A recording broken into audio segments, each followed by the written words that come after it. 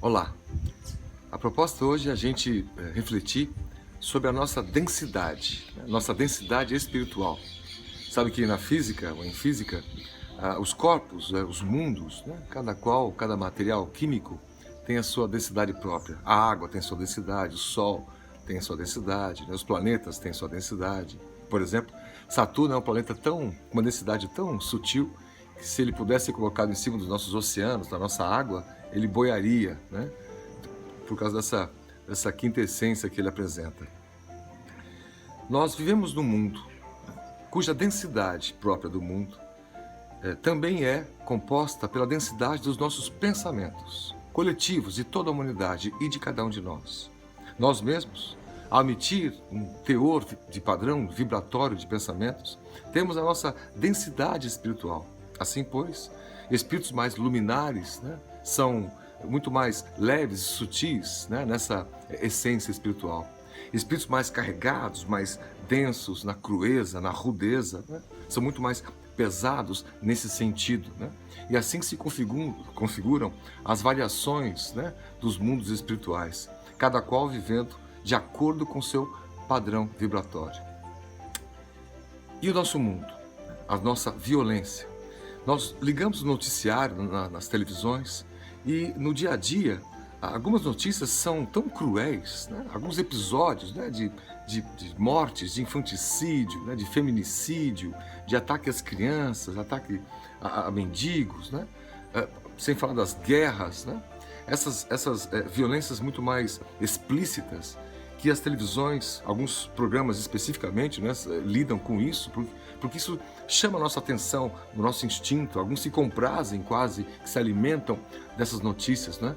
Isso dá uma densidade tal, crua, né, pesada. A gente fica, se sente mal quando vê até a manchete de uma notícia, não tem nem coragem de ler o resto, porque é tão vil, é tão mal, cruel, né?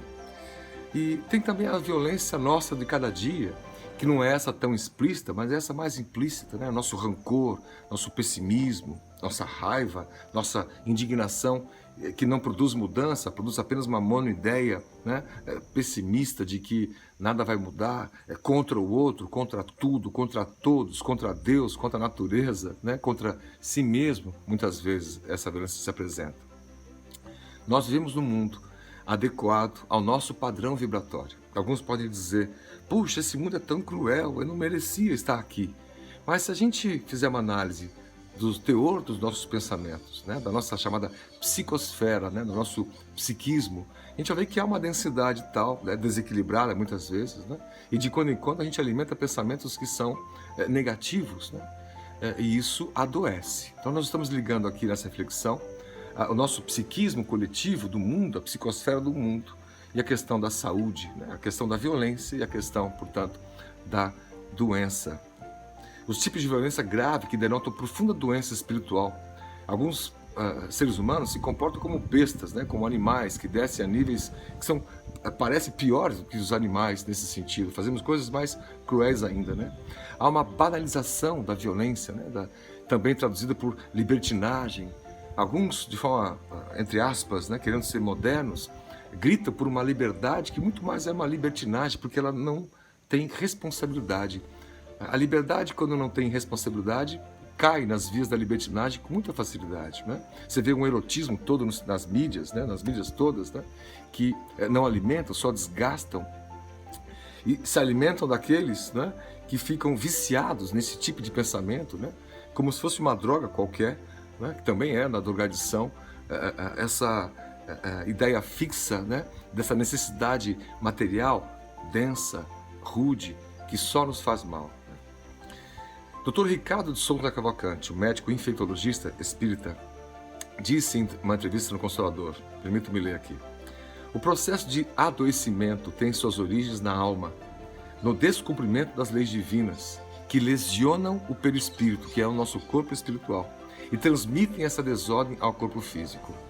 Nessa lógica do ciência do espírito, do espiritualismo moderno, do espiritismo, nós acreditamos que somos espíritos todos, criados simples e ignorantes, e que temos tantas vidas quantas necessárias, né?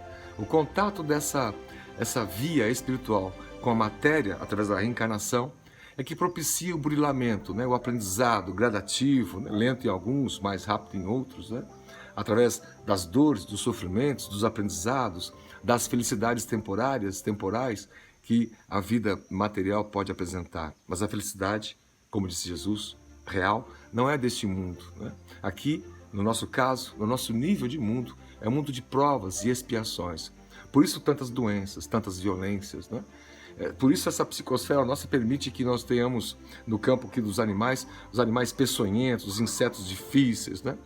Não só na vida humana, mas também isso é traduzido pela quantidade de via difícil no campo dos outros reinos também.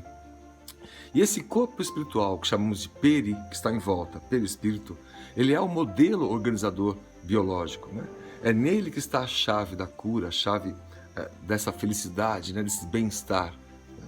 Porque ele sendo a matriz, o nosso comportamento no campo dos pensamentos, que são nossos hábitos, nossas condutas, o nosso jeito de lidar com as leis da natureza, com as leis de Deus, é que vai denotar ou vai dar consequência ao nosso próprio corpo físico.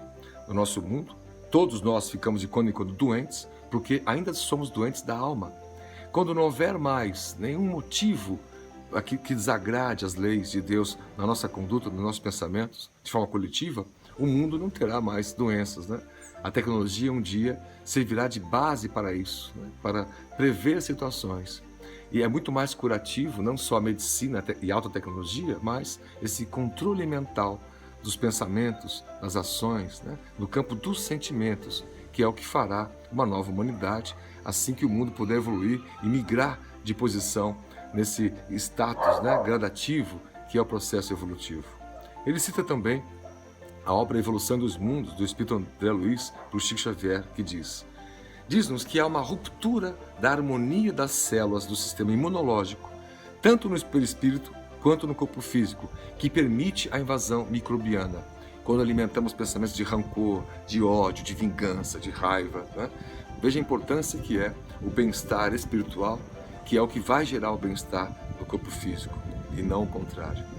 Ele cita também um livro que para ele é um tratado de infectologia médico, que é um livro de Divaldo Franco, médium, por Manuel Filomeno de Miranda, espírito, no Painéis da Obsessão, que diz: coloca que sentimentos negativos produzem matéria mental que serve de alimento para micro-organismos infectantes. Percebamos então aqui nessa colocação do espírito Manuel Filomeno de Miranda, que a nossa conduta mental é o que irá permitir, né, um processo doentio da doença física, porque antes ela começa no mundo espiritual. Citando a obra também de Chico Xavier, mas do espírito André Luiz, o livro Missionários da Luz, André Luiz nos explica que existem agentes infecciosos no mundo espiritual, que podem afetar tanto encarnados quanto desencarnados, a depender da conduta mental adotada. Semelhante aos micro-organismos terrenos que nos parasitam o corpo físico, essas minúsculas criaturas nos consomem as energias físicas e espirituais. Ora, médicos espíritas, né, da Associação Médico Espírita aqui do Brasil, de fora daqui, já têm estudado isso. Esse é um avanço científico que será da próxima geração e que mudará bastante o panorama, né, médico, científico, né, o nosso conhecimento, nosso olhar sobre as doenças, né, porque é um olhar sobre os doentes que somos e não sobre somente as doenças. Né. Resumidamente, podemos considerar que a origem de toda doença está no espírito, ao descumprir as leis divinas. Envolvido nos sentimentos negativos que o afligem, seja pela culpa, seja pela mágoa, pela raiva ou revolta, o espírito imprime sobre o seu perispírito, que é o seu veículo de expressão, uma área de enfraquecimento genético, enfraquecimento energético. Somente a fé, concluímos, nos faz viver nesse mundo sem ser dominado pelo medo das más notícias diárias, dos telejornais, na mídia, na internet. Lembra que o contrário da má notícia, a boa notícia, é o significado grego para Evangelion, que é a boa nova, é a boa notícia do Evangelho. Né? Somente o amor pode mudar a nossa psicosfera, que é, por conceito, o teor, o padrão vibratório dos nossos pensamentos. Somente quando a maioria amar como Cristo, o Cristo legítimo, o que amava de forma pura e intensa e infinita a todos, sem distinção, o mundo mudará sua psicosfera. Quando não, então, haverá mais medos, nem doenças, nem mais más notícias. Então a boa notícia é que as boas notícias vindouras dependem da nossa própria conduta, não depende de algo externo, depende da nossa conduta, da reforma íntima, e porquanto cada um de nós fizer a sua parte, na coletividade, nós temos uma outra psicosfera no mundo inteiro, né? Um otimismo, um entusiasmo que é em, dentro, Theos, Deus, é Deus dentro de cada um, dizendo a todos nós, de forma consciente, como devemos agir e pensar de forma livre, que é amando e no campo dos sentimentos, nos evoluindo, né? Pensando nisso hoje e sempre.